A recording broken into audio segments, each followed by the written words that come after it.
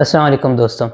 आज की वीडियो में हम थोड़ी-सी डिस्कशन करेंगे। एक सोशल मीडिया के ऊपर एक डिबेट चली हुई है। एक मल्टीनेशनल के सीईओ साहब ने किसी सेमिनार में एचडीआई ह्यूमन डेवलपमेंट इंडेक्स के मुताबिक जो है वेजेस करने का की तजवीज़ पेश की है। और ये जो ह्यूमन डेवलपमेंट इंडेक्स है ये बेसिकली कहता है कि जो आपके बड़े शहर हैं जहाँ इन्फ्लेशन ज़्यादा है, जैसे इस्लामाबाद, लाहौर, कराची, वहाँ पे कोई सैलरी 52,000 होनी चाहिए और बाकी शहरों में तकरीबन 48 या 45,000 रुपीज़ होनी चाहिए पर मंथ। और जैसा कि आप जानते हैं इस वक्त जो एप्लीकेबल मिनिमम वेज है वो तकरीबन 25,000 रुपये महान है। तो अब यहाँ थोड़ा सा हम ये डिबेट करेंगे। सबसे पहले तो हम ये जानने की कोशिश करेंगे कि ये जो एक मल्टीनेशनल के जो सीईओ साहब हैं ये एकदम से इनके दिल के अंदर जो है ये मजदूरों की मोहब्बत कैसे जाग गई। क्योंकि हम जानते हैं कि ये जो मल्टीनेशनल है कोई 70-80 साल से पाकिस्तान में या कम ओ बेश इतने ही टाइम से इस तरह की बहुत सारी मल्टीनेशनल्स है और बहुत सारी कंपनीज़ हैं। तो एकदम से क्या हुआ कि एक मल्टीनेशनल साहब के सीईओ कहते हैं कि भई इसकी इनकी जो है सैलरी को बढ़ा देना चाहिए। और हम जैसे जानते हैं कि भई जो वेजेस होती हैं लेबर की वो प्रोडक्ट कॉस्ट का पार्ट होती हैं। आपने अगर वेजेस बढ़ाई तो आपकी जो प्रोडक्ट कॉस्ट बढ़ जाएगी, आपके प्रॉफिट्स कम हो जाएँगे और इवेंचुअली अगर आप अपने प्रॉफिट लेवल को मेंटेन करना चाहते हैं तो आपको प्राइसेस बढ़ानी पड़ेगी। तो अगर कोई कंपनी जो है फर्स्ट स्टेप ले तो उसको तो नुकसान, ठीक है? उसको मार्केट में अपनी प्राइस बाकी लोगों से ऊपर करनी पड़ेगी तो ऑब्वियसली उसके कंज्यूमर जो हैं वो दूसरे प्रोडक्ट की तरफ चले जाएँगे। या फिर उसको अपनी अगर प्राइस मेंटेन करनी है मार्केट के हिसाब से तो उसकी प्रॉफिटेबिलिटी जो है वो कम हो जाएगी। तो वो ऐसा क्यों करना चाहेगी? तो इसको भी हम थोड़ा-सा समझेंगे कि ये मोहब्बत कहाँ से उजागर हुई है। साथ-साथ जो सबसे ज़्यादा अहम बात है समझने की कि यार इस सिस्टम को समझने की भी ज़रूरत है कि ये जो डिटर्मिनेशन ऑफ वेजेस है ये बुनियादी तौर पे होती क्या है? और कैपिटलिस्ट सिस्टम में किस तरह से होती है, कम्युनिस्ट सिस्टम में कैसे होती है और इवेंचुअली जो हम बात करते हैं कि एक अल्टरनेट सिस्टम है जो इंसानियत की बुनियाद पे बनना चाहिए, उसके अंदर इसके क्या तसव्वुरात मौजूद हैं। तो सबसे पहले हम ये जानने की कोशिश करते हैं कि जो कैपिटलिस्ट इकोनॉमिक सिस्टम है क्योंकि यही आज वो सिस्टम है जिस पे दुनिया की जो मेजर इकोनॉमीज़ हैं इस वक्त वो इसी सिस्टम को फॉलो कर रही हैं और इसी सिस्टम पे उन्होंने अपने इंस्टीट्यूशन इकोनॉमिक सिस्टम्स वगैरह वगैरह बनाए हुए। सो अब यहाँ पे जो सबसे अहम चीज़ है हम अक्सर ये सुनते हैं कि भाई जो लेबर है उसकी जो सैलरीज हैं या उसकी वेजेस हैं उसका जो उसकी डिटर्मिनेशन है वो मार्केट की बुनियाद पे होगी। मार्केट में अगर लेबर ज़्यादा है और मौके एम्प्लॉयमेंट की जो अपॉर्चुनिटीज़ हैं वो कम है तो ऑब्वियसली जो वेजेस हैं वो एकदम से कम हो जाएँगी। और अगर इसका उलट है कि बहुत सारी एम्प्लॉयमेंट अपॉर्चुनिटीज़ हैं लेकिन लेबर बहुत कम है तो एकदम से उसकी जो वेजेस है वो इंक्रीज़ कर जाएँगी। तो लेबर की जो वेजेस हैं उसका बुनियादी तौर पे उसका जो ताल्लुक है वो मार्केट की डिमांड एंड सप्लाई की बुनियाद पे और जहाँ पे वो आपस में इंटरसेक्ट करें उसको हम इक्विलिब्रियम पॉइंट कहते हैं और वो जो भी पॉइंट होगा उस पे लेबर की वेजेस डिटरमिन हो जाएँगी। लेकिन यहाँ एक बात बड़ी अजीब-सी महसूस होती है कि यार ये कॉन्सेप्ट तो हमने कमोडिटीज़ के बारे में सुना था कि कमोडिटीज़ की प्राइसिंग का जो तय्युन है वो इस तरह से होना चाहिए। ठीक है, जो गुड्स और सर्विसेज़ हैं उसकी प्राइसिंग का तय्युन जो है डिमांड एंड सप्लाई की बुनियाद पे होना चाहिए। तो क्या ये जो लेबर है ये भी कोई कमोडिटी है या कोई गुड और सर्विसेज़ है? क्योंकि हमें तो ये लेबर एक इंसान लगता है। तो इसको अगर कोई चीज़ दी जा रही है, इसको कोई वेजेस दी जा रही हैं, रिवॉर्ड्स दिए जा रहे हैं, तो इसकी ये मार्केट पे कैसे बुनियाद कर सकते हैं? ठीक है, या मार्केट कैसे इसका बेस हो सकती है? क्योंकि जो लेबर है उसकी अपनी भी तो कुछ ज़रूरियात हैं। क्या पता मार्केट जो वेज डिटरमिन करे वो उसकी ज़रूरियात से कहीं कम हो, ठीक है? तो ये तसव्वुर जो है समझ नहीं आता, ये कॉन्सेप्ट, ये मेथोडोलॉजी समझ नहीं आती। तो और बिल्कुल ये बात अब वाज़ेह है कि ये जो कॉन्सेप्ट है इसके अंदर बहुत सारे फ्लॉ हैं और जो अर्ली इंडस्ट्रियलाइज़ेशन का दौर था उस वक़्त इसी कॉन्सेप्ट की बुनियाद पे वेजेस का तय्युन होता था और यही वो बुनियादी तौर पे वो चीज़ थी जिसकी वज़ह से लेबर के अंदर एक तहरीक पैदा हुई क्योंकि जब आप इंसान पे ज़ुल्म करते हैं तो फिर वो खड़ा होता है और उस ज़ुल्म के खिलाफ आवाज़ उठाता है। तो हमने इसका जो रिएक्शन देखा वो हमने कम्युनिस्ट सिस्टम के थ्रू देखा और वो कम्युनिस्ट सिस्टम सबसे पहले रशिया में आया और फिर इवेंचुअली वो पूरे यूरोप के अंदर फैलना शुरू हुआ क्योंकि यूरोप जो है वो पहली और दूसरी जंग के अंदर उसने अपने रिसोर्सेज इतने ज़्यादा कंज्यूम कर दिए थे कि उसके पास कोई और अल्टरनेट सिस्टम या कुछ अल्टरनेट देने के लिए नहीं था लेबर को। तो इवेंचुअली एक खौफ पैदा हुआ उस निज़ाम के अंदर, कैपिटलिस्ट सिस्टम के अंदर कि यार ये जो कम्युनिस्ट इनकलाब आ रहा है, ये रेवोल्यूशन आ रहा है, इसको कैसे रोका जाए?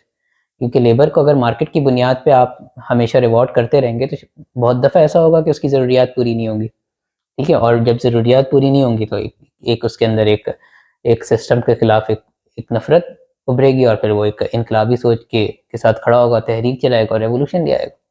तो इसको रोकने का जो उनके पास तरीका था वो ये था कि भाई हम कोई एक मिनिमम वेज जो है मार्केट के अंदर सेट कर दें, और उस मिनिमम वेज तो आपको देनी है। अगर तो मार्केट कोई ऐसी लेवल ऑफ वेज डिटरमिन कर देती है जो उस मिनिमम से कम है, तो आप मिनिमम इतना दें। अगर मार्केट उससे ऊपर है तो ठीक है, कोई मसला नहीं। तो अब तो ये बुनियादी तौर पे वो जो एक एक खौफ था, ठीक है। और आप देखें कि जब दूसरी जंग अजीम ख़त्म होती है तो दुनिया बैठती है कि भाई अब हम और जंग नहीं करेंगे क्योंकि इससे तो हमें बड़ा नुकसान हो गया। और जो हमारी बुनियादी वजूहात हैं जिसकी वजह से जंग होती है, उसके लिए हम कोई इंस्टीट्यूशंस बनाते हैं और मिल बैठ के उसको समझते हैं, उस मसले को, उसका हल निकालते हैं। तो उसमें आप देखें कि जब उन्होंने लिस्ट डाउन किए कि वो क्या क्या बुनियादी मसाइल हो सकते हैं जिसकी वजह से जंगें हो सकती हैं, तो उसमें एक लेबर भी एक बहुत बड़ा मसला था। उसमें ट्रेड था, लेबर था, मॉनेटरी सिस्टम था। और इसी बुनियाद पे फिर जो है उन्होंने इंस्टीट्यूशंस बनाए, वर्ल्ड ट्रेड ऑर्गेनाइजेशन बन गई, फलाना बन गया, हेल्थ ऑर्गेनाइजेशन बन गई, ठीक इसी तरह लेबर की ऑर्गेनाइजेशन बन गई। तो दुनिया ये बात समझती थी कि लेबर जो है वो जो है एक पॉलिटिकल प्रॉब्लम बन सकता है। और उसकी वो क्यों बन रहा था पॉलिटिकल प्रॉब्लम? इसी वजह से बन रहा था क्योंकि उसकी वेजेस का आपने मार्केट के हवाले कर दी थी, और लेबर जो एक इंसान है उसको आपने कमोडिटी तस्वुर कर लिया था, ठीक है। इसीलिए हम कहते हैं कि आज जो हमारी प्रोडक्ट प्राइस होती है, प्रोडक्ट कॉस्ट होती है, उसके अंदर लेबर की वेज एक एलिमेंट है, ठीक है। लेकिन जो रिवॉर्ड आप शेयर होल्डर को देते हैं वो तो आप प्रोडक्ट कॉस्ट का पार्ट नहीं बनाते। इसको हम थोड़ा आखिर में डिटेल में समझेंगे भी। और आप लोगों को ये अगर ये ख्याल फ्लोट करें तो लोग कहते हैं कैसी अजीब सी बातें कर रहे हैं, डिविडेंड क्या चीज़ है, वेजेस क्या चीज़ है, दोनों मुख्तलिफ चीज़ है। तो अब थोड़ा सा ये समझते हैं कि वाकई मुख्तलिफ चीज़ें भी हैं, या एक ही तरह की चीज़ें हैं, एक ही तरह के रिवॉर्ड्स हैं, लेकिन दो मुख्तलिफ लोगों को दिए जा रहे हैं। अच्छा, अब आप देखिए कि जो आपका फैक्टर ऑफ प्रोडक्शन है, जो बेसिक कॉन्सेप्ट है इकोनॉमी का, जिसमें लैंड, लेबर, कैपिटल और एंटरप्रेन्योर आते हैं। तो देखें इसमें जो एंटरप्रेन्योर है ये है अपर मैनेजमेंट, ठीक है, या वो ये जस्ट टेकर है, ठीक है, या ये बोर्ड मेंबर है या शेयर होल्डर है, ठीक है। अच्छा, और फिर इसके बाद आपकी लैंड है। लैंड जो है इकोनॉमिक्स में लैंड का तस्वुर सिर्फ ज़मीन नहीं है, इसके अंदर सारे नेचुरल रिसोर्सेज आ जाते हैं। अब लैंड भी उसी को मिलेगी जो एंटरप्रेन्योर है, अपर मैनेजमेंट को मिलेगी, शेयर होल्डर को मिलेगी, क्योंकि ये उसको जो है एक कॉर्पोरेट का पार्ट बना के उससे कुछ वैल्यू प्रोड्यूस कर सकते हैं। फिर आपका आ जाता है कैपिटल। कैपिटल का यहाँ मतलब जो है इन्वेस्टमेंट्स भी हो सकती हैं, प्लांट एंड मशीनरी भी हो सकती है, मतलब नेचुरल रिसोर्सेज के अलावा हर वो चीज़ जिसको आप बुनियादी तौर पे कारोबार में लगा के उससे कुछ ना कुछ मुनाफा कमा सको, ठीक है। और उसके रिवॉर्ड जो है बेसिकली इंटरेस्ट होता है, लैंड का रिवॉर्ड रेंट होता है, और जो आपका एंटरप्रेन्योर है उसका रिवॉर्ड प्रॉफिट होता है। और फिर चौथी चीज़ है लेबर। लेबर बुनियादी तौर पे मजदूर है, ठीक है, जिसका रिवॉर्ड है वेजेस। तो अब आप देखिए कि हमने देखा है कि भाई कि हमारी अकाउंटिंग के अंदर हम प्रॉफिट निकालते हैं बिफोर इंटरेस्ट, ईबीआईटी निकालते हैं, ठीक है, जो आपका कैपिटल का वो है। रेंट को हम चलें एक्सपेंस का ही पार्ट समझ लेते हैं। फिर आपका जो प्रॉफिट है उसको आप डिविडेंड का हिस्सा बनाते हैं, जो कि प्रॉफिट आफ्टर टैक्स के भी बाद आता है, जो आपके प्रॉफिट एंड लॉस स्टेटमेंट का पार्ट ही नहीं बनता, बल्कि वो एक डिविडेंड जो है वो आप कहते हो कि यार ये मेरी कॉस्ट स्ट्रक्चर को इम्पैक्ट ही नहीं करता, ठीक है। और फिर जो वेजेस हैं वो तो बिल्कुल ही आपके प्रॉफिट एंड लॉस स्टेटमेंट में सबसे ऊपर आते हैं, कॉस्ट ऑफ गुड्स प्रोड्यूस या मैन्युफैक्चर्ड के अंदर, ठीक है। तो अगर आप अपनी प्रॉफिट एंड लॉस स्टेटमेंट को देखें तो उसमें सबसे पहले जो है सेल्स आती है, फिर आपका कॉस्ट ऑफ गुड्स मैन्युफैक्चर्ड आता है। तो पहली वेजेस आपने वहाँ डाल दी कि ये सबसे बड़ी कॉस्ट है, ठीक है। रेंट आप जो है बिल्कुल अदर एक्सपेंसेस में लेके आते हो बिल्कुल नीचे प्रॉफिट से पहले। फिर आप प्रॉफिट निकालते हो विदाउट इंटरेस्ट, फिर आप इंटरेस्ट अलग से दिखाते हो, ठीक है। आप पहले निकालते हो ईबीआईटी जो कि profit before interest and tax होता है, फिर आप निकालते हो इंटरेस्ट, फिर आप निकालते हो प्रॉफिट बिफोर टैक्स, फिर आप टैक्स निकालते हो, फिर आप प्रॉफिट आफ्टर टैक्स। और फिर जो डिविडेंड है वो आप कहते हैं ये तो पीएनएल का आइटम ही नहीं है, ये तो आप इसके लिए statement of changes in equity बनाते हो, या उसको आप बैलेंस शीट से बाहर निकाल देते हो। तो थोड़ा सा अकाउंटिंग का कॉन्सेप्ट है, लेकिन आप थोड़ा सा समझिए कि हम किस तरह से दुनिया को बताते हैं कि कौन सा रिवॉर्ड फैक्टर ऑफ प्रोडक्शन का बिल्कुल ही जिसको हम कहते हैं तो ये तो है ही, इसके में तो कोई शक ही नहीं है कि कॉस्ट है। इंटरेस्ट पे चलो फिर भी थोड़ा सा हम अलग से दिखा देते हैं कि यार कभी हम इसको कॉस्ट मानेंगे, कभी नहीं मानेंगे। इसी तरह जो डिविडेंड है उसको तो हम मानते ही नहीं है कि ये कॉस्ट है। तो इसी तरह जो आपकी प्रोडक्ट कॉस्ट होती है उसमें वेजेस तो हमेशा ही शामिल होंगी, इंटरेस्ट शायद आप कभी ना भी शामिल करें, डिविडेंड आप कभी भी शामिल नहीं करते। तो ये हरकत आप क्यों करते हैं, ठीक है। आप ये क्यों नहीं कहते कि यार ये जितने फैक्टर ऑफ प्रोडक्शन के क्या कहते हैं फैक्टर ऑफ प्रोडक्शन में, क्योंकि दो ऐसे चीज़ें एंटरप्रेन्योर और लेबर जो कि बेसिकली इंसान को रिवॉर्ड मिल रहा है, तो इसको प्रोडक्ट कॉस्ट का पार्ट नहीं बनाएंगे, इसको प्रोडक्ट कॉस्ट से बाहर रखेंगे। क्योंकि इवेंचुअली होगा क्या कि अगर आप इसको प्रोडक्ट कॉस्ट का पार्ट बना देंगे तो आप क्या करेंगे कि एक हाथ से मैं आपको वेज दे रहा हूँ, दूसरे हाथ से मैं वही वेज आपसे प्रोडक्ट प्राइस के थ्रू वापस ले रहा हूँ। तो इंसानियत के फलाह के लिए निज़ाम बनाया जाता है ना, सरमाए के फलाह के लिए तो निज़ाम नहीं होता, ठीक है, या लैंड के लिए या कैपिटल के लिए तो निज़ाम नहीं बनाया जाता, या एंटरप्रेन्योर के लिए। तो जो आपकी कॉस्ट है या जो भी आपके रिवॉर्ड्स हैं फैक्टर ऑफ प्रोडक्शन के जो इंसानों को जा रहे हैं, वो कभी भी आपका प्रोडक्ट कॉस्ट का पार्ट नहीं बनना चाहिए, और पीएनएल में भी उसका हिस्सा जो है वहाँ पे नहीं आना चाहिए, ठीक है, वो हमेशा प्रॉफिट एंड लॉस स्टेटमेंट से बाहर की चीज़ होना चाहिए। तो ये बुनियादी तौर पे ये दो बुनियादी चीज़ें हैं जिसकी वजह से ये सारी बहस होती है कि भाई लेबर को क्या पैसे दिए जाए। अच्छा, अब सवाल ये पैदा होता है कि जो हमने पहले बात की कि ये जो सरमायादार है इसके दिल में ये मजदूर की मोहब्बत कैसे आ गई, ये इनकलाबी कैसे हो गया, ये क्यों ये जो कॉमरेड्स होते हैं उनकी तरह बातें कर रहे हैं। तो यहाँ पे देखिए आपको ये बात समझनी पड़ेगी कि जो एक कैपिटलिस्ट इकोनॉमिक के अंदर जितनी भी क्योंकि हमारे यहाँ कोई परफेक्ट कंपटीशन तो होता नहीं है ना, मोनोपलीज हैं, तो मोनोपलिस्टिक कंपटीशन है। तो उसके अंदर अब क्या है कि भाई जो मेरी प्राइसेस हैं, कॉस्ट हैं, वो तकरीबन सबकी बराबर होंगी। अब लेकिन इसमें मसला ये आता है कि इवन चंद कंपनीज हैं उसमें से कोई एक कंपनी होती है जो रिलेटिवली सबसे बड़ी होती है, उसके पास सबसे ज़्यादा मजदूर होते हैं।